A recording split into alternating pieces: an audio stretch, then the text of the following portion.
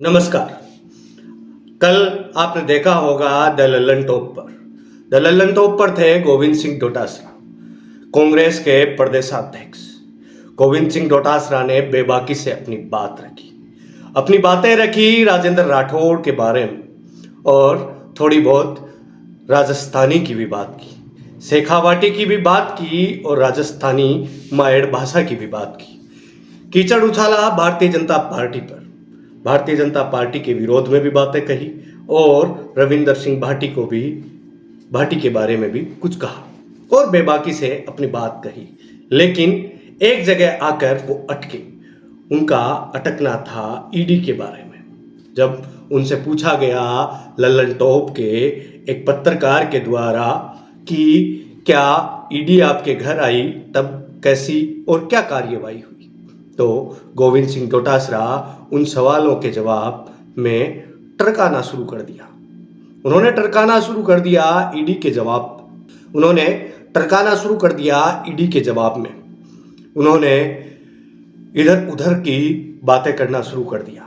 जब उनसे the Lallan top के पत्रकार ने जोर देकर पूछा और कहा कि कुछ तो बताइए इस बारे में, जब आपके घर ईडी आई और ईडी ने बातचीत की तो क्या स्थितियां थी और क्या बातचीत हुई, तब गोविंद सिंह डोटासरा ने ये कहकर बात को टाल दिया कि वो मामला अभी विचाराधीन है, उस मामले पर अभी बात नहीं हो सकती, वो मामला अभी चर्चाओं में नहीं है, वो केस अभी चल रहा है, उस पर क्या प्रक्रिया होगी क्या नहीं, ये बात तो उस पर फैसला आने के बाद ही बता पाएंगे। गोविंद सिंह डोटासरा एक बेबाक नेता, राजस्थान का एक बेबाक नेता, जो एक छोटे से गांव से निकलकर राजस्थान की राजधानी जयपुर में एक पार्टी का सिरमौर बना राजस्थान की एक पूरे भारत में फैली एक बड़ी पार्टी के प्रमुख का, जहां अशोक गहलोत किसी को मौका तक नहीं देते, वहीं गोविंद सिंह डोटासरा ने पता नहीं क्या खिलाया है अशोक गहलोत को कि अशोक गहलोत गोविंद सिंह डोटासरा के बिना एक कदम भी नहीं चलते।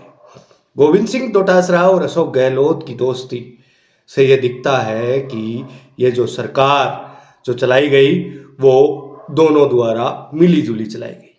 वहीं उस इंटरव्यू में गोविंद सिंह डोटासरा से कई सवाल जवाब हुए। रविंदर सिंह भाटी के बारे में कहा गया कि उन्होंने गमछा लहरा दिया, मुस्लिम समाज का मान सम्मान गिराने का प्रयास किया। रविंदर सिंह भाटी के आरोप पर गोविंद सिंह डोटासरा बोले कि नहीं, वो गमछा मैं घर तक लेकर आया और मैंने मुस्लिम समाज का मान सम्मान बढ़ाने का प्रयास किया।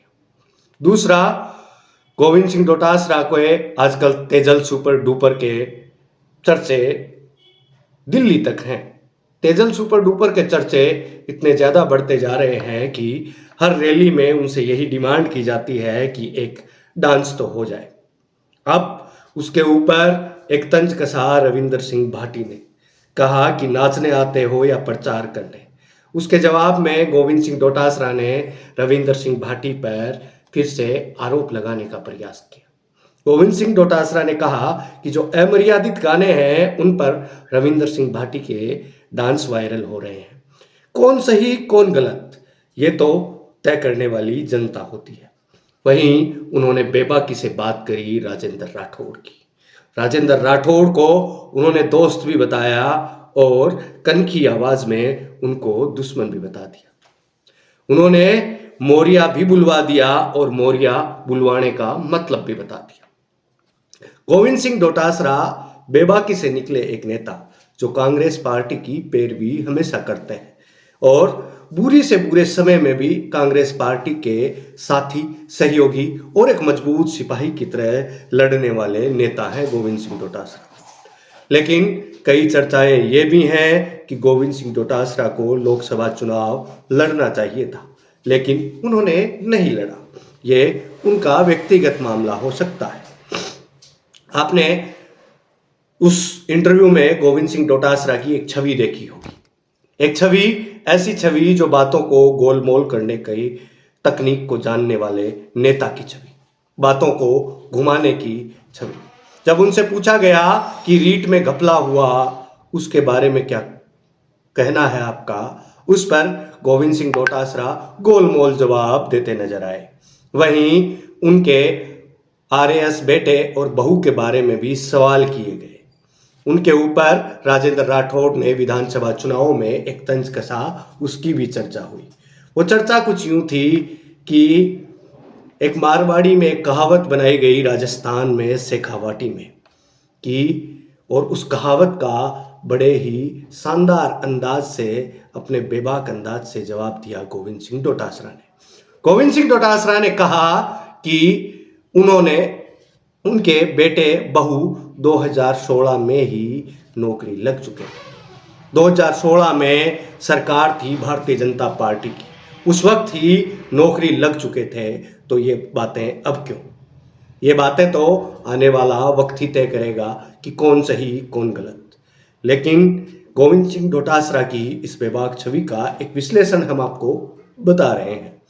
यदि दूसरी तरफ द लल्लन टॉप के पत्रकार भी कई जगह अटकते भटकते नजर आए, उनकी भी तैयारी कुछ कमजोर ही थी। जब कांग्रेस के आला कमान से तुम्हारी बात होती है, उस वक्त तुम्हें कुछ तैयारी की जरूरत होती है, कुछ ग्राउंड रिपोर्ट्स की जरूरत होती है, कुछ ऐसी जानकारियों की जरूरत होती है जो आप जुटा कर जाएं और उनसे एग्जैक्ट सवाल करें। ये जरूरत नहीं होती कि चुनावों के दौरान आपके ऊपर तंज कसे जा रहे हैं या नहीं। गोविंद सिंह डोटासरा से ये भी पूछा गया कि आपने रविंदर सिंह भाटी को बीजेपी की बी टीम बताने का प्रयास किया, ऐसा क्यों? उसका जवाब उन्होंने दिया कि वो विधानसभा में भाजपा की तरफ बैठते हैं, वो हाँ में बैठते हैं, ना कि विपक्ष में। वो पक्ष में बैठते हैं, इसका मतलब ये हो जाता है कि वो पक्ष के ही बारे में बात करेंगे और वो पक्ष के ही नेता हैं। आज के लिए इतना ही, अपन मिलेंगे किसी अन्य वीडियो में। तब तक के लिए आप इंतजार कीजिए। और हम देखते हैं कि आजकल आपका जुड़ाव और हमारा जुड़ाव थोड़ा दूर है। हम उन नेताओं से एक अपील करना चाहते हैं जो हमसे जुड़ना चाहते हैं, उनको एक अपील करना चाहते हैं कि यदि आप हमसे मिलना चाहते हैं, आप हमारे साथ इंटरव्यू करना चाहते हैं, तो आप हमें कांटेक्ट कीजिए। हम आपसे मिलेंगे, हम आपका इंटरव्यू करेंगे। आपका जरूरी है आपका किसी राजनीतिक पद पर होना। आपका किसी भी राजनीतिक पद पर यदि आप हैं तो हम आपका इंटरव्यू करेंगे। आप अपने समयानुसार हमें बताइएगा, हम आपकी बताई जगह पर पहुंचकर आपसे साक्षात्कार करने का प्रयास करेंगे। आप इस चैनल को सब्सक्राइब कर दीजिए क्योंकि यहाँ आपको बहुत ही रोचक चीज़ें मिलेंगी। तो इस चैनल को सब्सक्राइब कीजिए, इस वीडियो को जितना ज़्यादा हो सके उतना ज़्यादा शेयर कीजिए ताकि और लोगों को भी पता चल सके कि इंटरव्यू में गोविंद सिंह डोटासरा क्या बोल गए। अभी के लिए मैं आपसे विदा लेता हूं, मिलते हैं किसी अन्य वीडियो में, तब तक के लिए धन्यवाद।